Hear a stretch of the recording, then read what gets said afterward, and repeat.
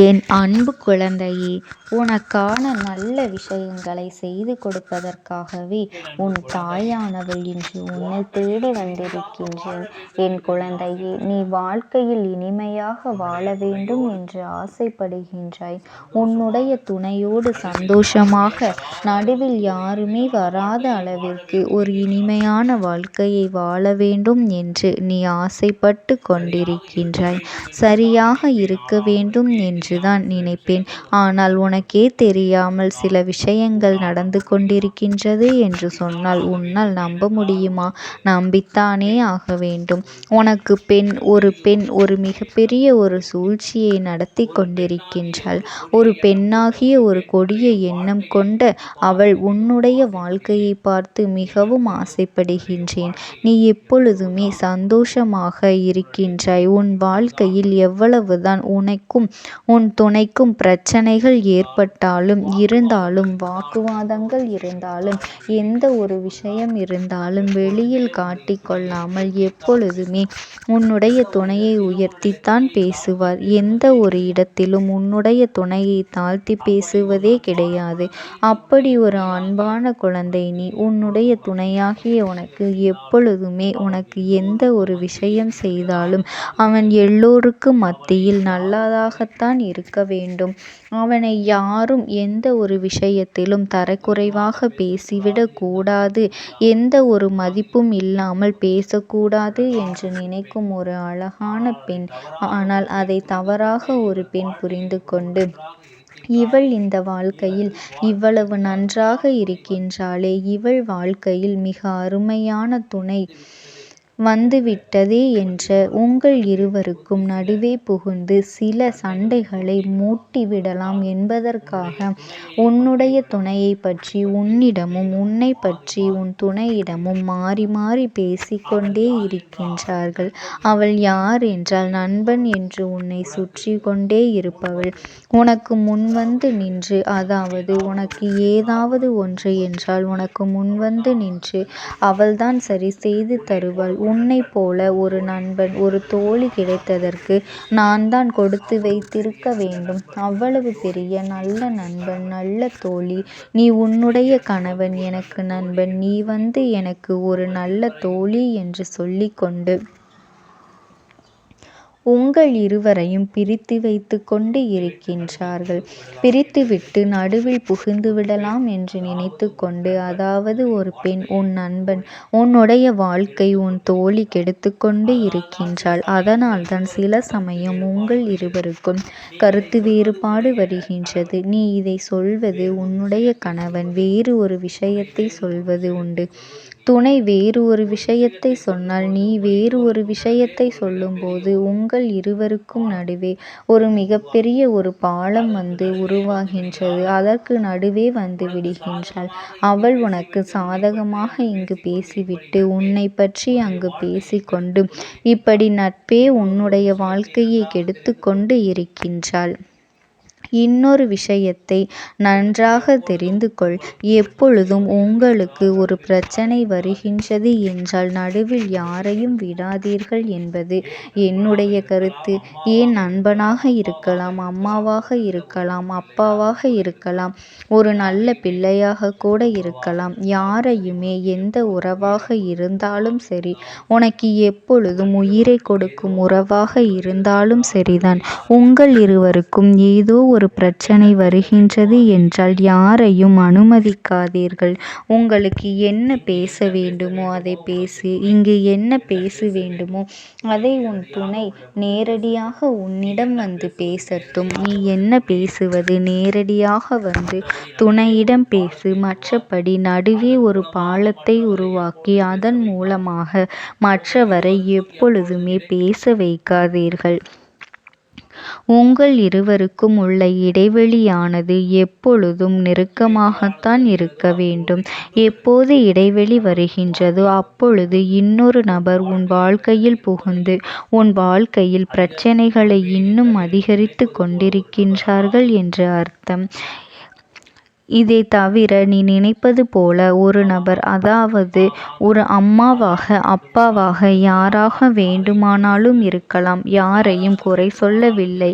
யாராக வேண்டுமானாலும் இருக்கலாம். யாரையும் உன் வாழ்க்கைக்குள் நடுவே விடாதே என்றுதான் நான் சொல்கின்றேன். புரிகிறதா என் குழந்தையே? ஆசை ஆசையாக உன் வாழ்க்கையில் ஒவ்வொரு கட்டமும் நீ வாழ்ந்து கொண்டிருக்கின்றாய்.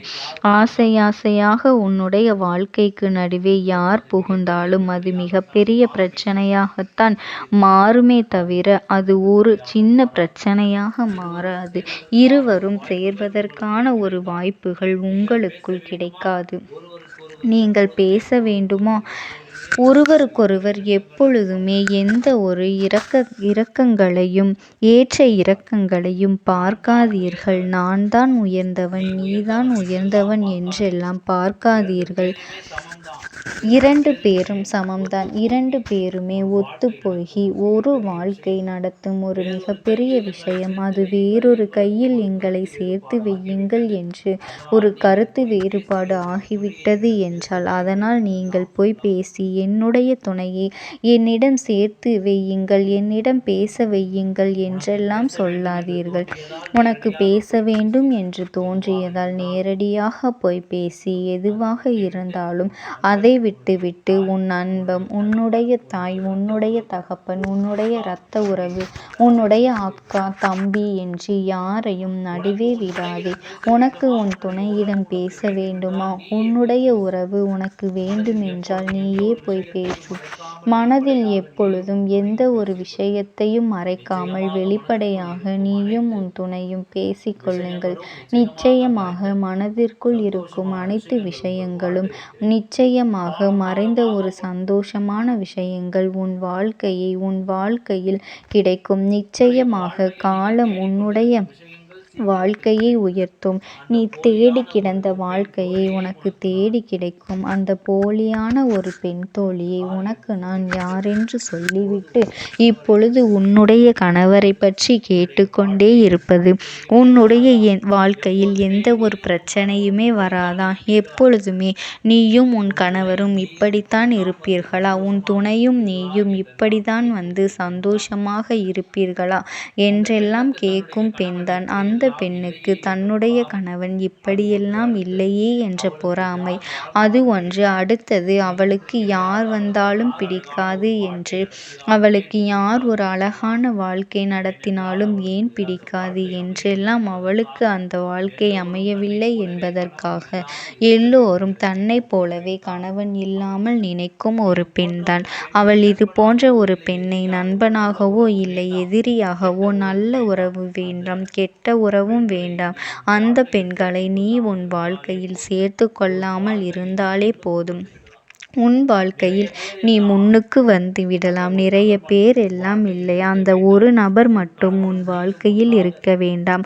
உன் கணவனும் நீயும் ஒன்றாக வெளியில் சென்றால் கூட நமக்கு இப்படி ஒரு வாழ்க்கை அமையவில்லையே என்று உன்னை நினைத்து பொறாமை கொண்டிருப்பவள்தான் அவள், என் தங்க குழந்தை. அதனால் இப்பேற்பட்ட உறவு உன் வாழ்க்கையில் இருந்தால் நீ நிச்சயமாக இவளை உன் வாழ்க்கையை விட்டு வெளியேற்றி விட வேண்டும்.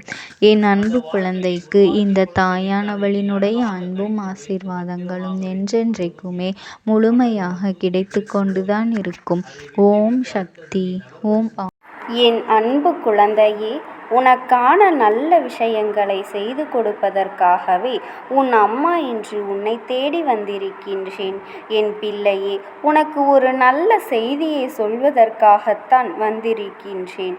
நீ எதற்காகவும் இனி கவலைப்பட்டு கொண்டிருக்காதே என் தங்க பிள்ளையே. உன் குலதெய்வம் உனக்கு ஒரு சந்தோஷமான செய்தியைத்தான் கொண்டு வந்திருக்கின்றேன்.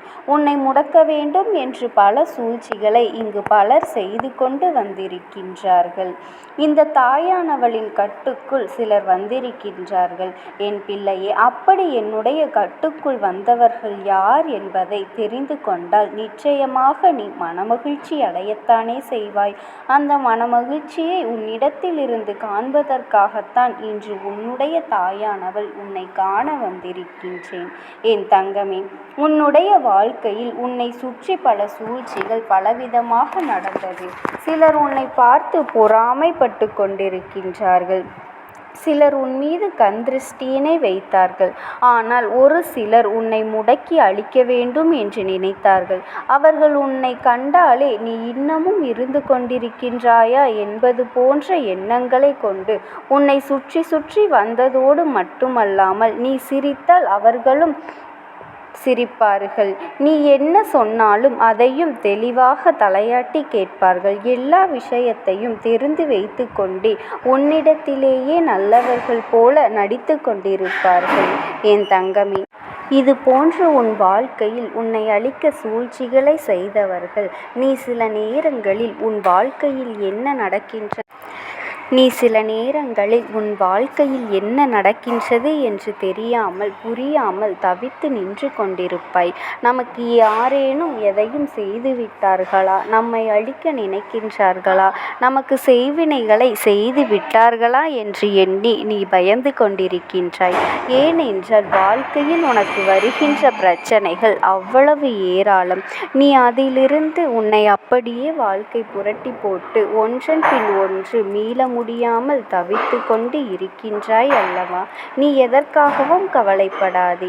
இனி உன் வாழ்க்கையில் எந்த கஷ்டங்களும் வராமல் உன் குலதெய்வம் நான் அதனை புரட்டி போட்டு விட்டேன். என் தங்கமே, நீ ஒவ்வொன்றும் அப்படி உன்னை புரட்டி எடுத்து ஒன்று போனால் அடுத்தது என்று ஒவ்வொரு விஷயங்களிலிருந்தும் நீ மீண்டு வர முடியாமல் தவித்து நின்று கொண்டிருக்கின்றாய். பல நேரங்களில் யாரோ உன்னை முடக்கி போட்டது போல அடுத்த அடி கூட எடுத்து வைக்க முடியாமல் நீ தவித்து நின்று கொண்டிருக்கின்றாய். என் தங்கமே, அதே நேரத்தில் எல்லாம் நீ இந்த தாயானவள் என்னை அழைத்து விடுபட்டு சென்று விட்டாய் அல்லவா? என் பிள்ளையே, இதையெல்லாம் உன் அம்மா நான் பார்த்து கொண்டிருந்தேன் அல்லவா? அப்படியானால் இதற்கு ஒரு முடிவினை நாம் கொடுத்துவிட வேண்டும் என்று நான் எண்ணிவிட்டேன். அதுதான் உன்னுடைய வாழ்க்கையில் நான் செயல்படுத்த தொடங்கினேன். அந்த நேரத்தில்தான் நான் புரிந்து கொண்டேன். இதற்கெல்லாம் காரணம் உனக்கு மிகவும் நெருக்கமானவர்கள், உன்னோடு இருக்கின்றவர்கள், நல்லபடியாக பேசிக்கொண்டு இருக்கின்றவர்கள், உன்னோடு நல்லபடியாக பேசி சிரிக்கின்றவர்கள். இந்த விஷயத்தை தெரிந்து கொண்ட நேரத்தில் முதலில் அவர்களை முடக்கிவிடலாம் என்று நினைத்தபோதுதான் நான் புரிந்து கொண்டேன். அவர்கள் செய்த தவறை நாம் செய்ய வேண்டாம். எல்லோருக்கும் குடும்பம் என்ற ஒன்று இருக்கின்றது. அவர்கள் தனிப்பட்ட மனது என்ன செல்கின்றதோ அதை செய்கின்றார்களோ. அதை தவிர மற்றபடி அவர்களை சுற்றி இருப்பவர்கள் எல்லாம், அவர்களுக்கு வேண்டியவர்கள் எல்லாம் நன்றாக இருக்க வேண்டும் என்றுதான் அவர்கள் நினைக்கின்றார்கள். என் பிள்ளையே, என்னதான் இருந்தாலும் ஒருவரை நாம் பழிவாங்க வேண்டும் என்று நினைத்தாலும் அவர்களை சார்ந்து இருப்பவர்களின் வாழ்க்கையும் இதில் அடங்கியிருக்கின்றது என்பதனை நாம் நிச்சயமாக யோசிக்க வேண்டும். என்பது போல நாம் எக்கேடோ கெட்டுப்போனால் நமக்கென்ன என்று இருந்துவிடக் கூடாது அல்லவா? அதனால்தான் உன் தாயானவள் இதை பற்றி சற்று யோசிக்க வேண்டிய சூழ்நிலை வந்துவிட்டது. நான் யோசித்துதான் இந்த முடிவுக்கு வந்திருக்கின்றேன்.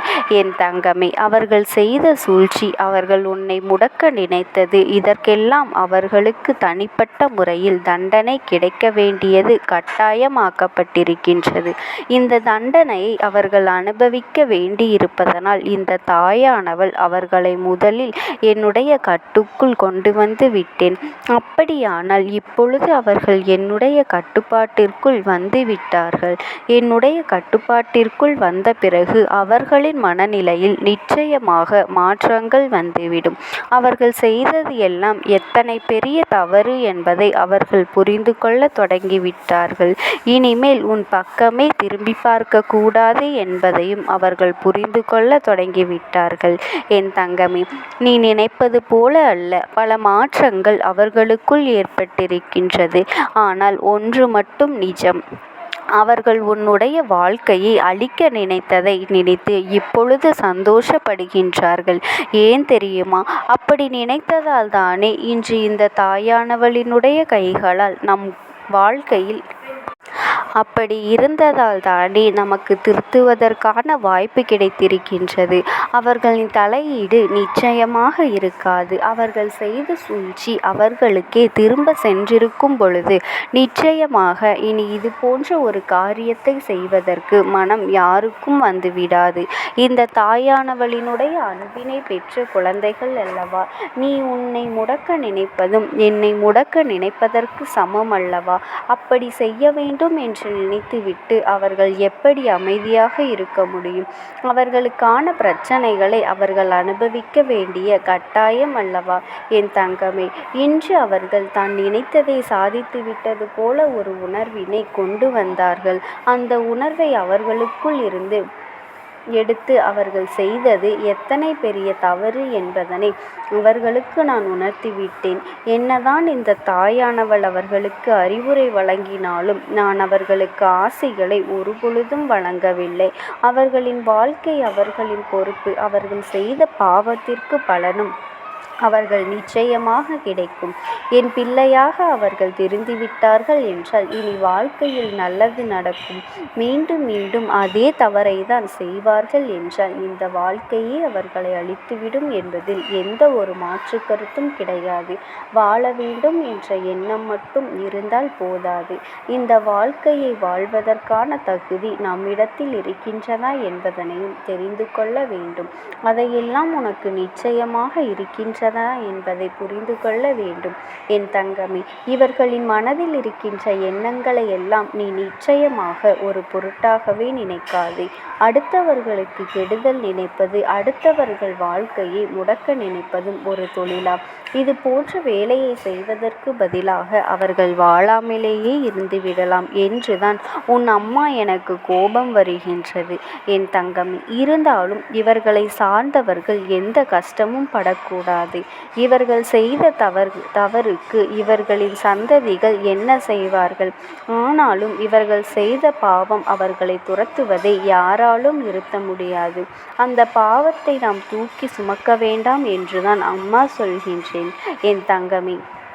நீயும் அவர்களுக்கு ஒரு விஷயத்தை செய்யும் பொழுது அது அவர்கள் குடும்பத்தை பாதிக்கின்றது என்றால் அந்த பாவம் உன்னை வந்து சேர்ந்துவிடும் அல்லவா என் தங்கமே. அவர்கள் மிகவும் நல்லவர்களாக இருக்கலாம். அதனால் என் பிள்ளையே, நீ யாரையும் வஞ்சிக்காதே. யார் மனதையும் நோகடிக்கும்படி நீ பேசிவிடாதே. அவரவர்கள் செய்ததற்கான பலன்களை அவரவர்கள் அனுபவிப்பார்கள். அவரவர் வாழ்க்கையில் என்ன நடக்கின்றதோ அதற்கு அவர்களே பொறுப்பெடுத்து கொள்வார்கள். உன் வாழ்க்கையில் உனக்கு அவர்கள் செய்ததற்கான பொறுப்பினை நான் எடுத்து கொள்கின்றேன் என் தங்கமே. அவர்களை திருத்தி நல்வளப்படுத்த வேண்டியது என்னுடைய பொறுப்பு. என்னுடைய கட்டுக்குள் இன்று வந்து நின்று கண்ணீர் சிந்தி கொண்டிருக்கின்றார்கள். அவர்கள் செய்த தவறை எண்ணி என்னிடத்தில் வருந்தி கொண்டிருக்கின்றார்கள்.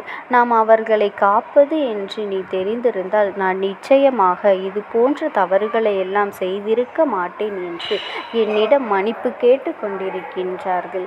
அதனால் என் தங்கமே, நீ அவர்களை நினைத்து பயப்பட வேண்டிய அவசியம் கிடையாது. உன் அம்மா நான் எப்பொழுதும் உனக்கு துணையாகத்தான் நின்று கொண்டிருக்கின்றேன். எதை நினைத்தும் கவலைப்படாமல் என் நாமத்தை மட்டும் நீ மனதார உச்சரித்து கொண்டே இரு. உனக்காக எல்லா சூழ்நிலையிலும் நான் துணையாக இருப்பேன். ஓம் சக்தி. ஓம் ஆதிபரா சக்தி.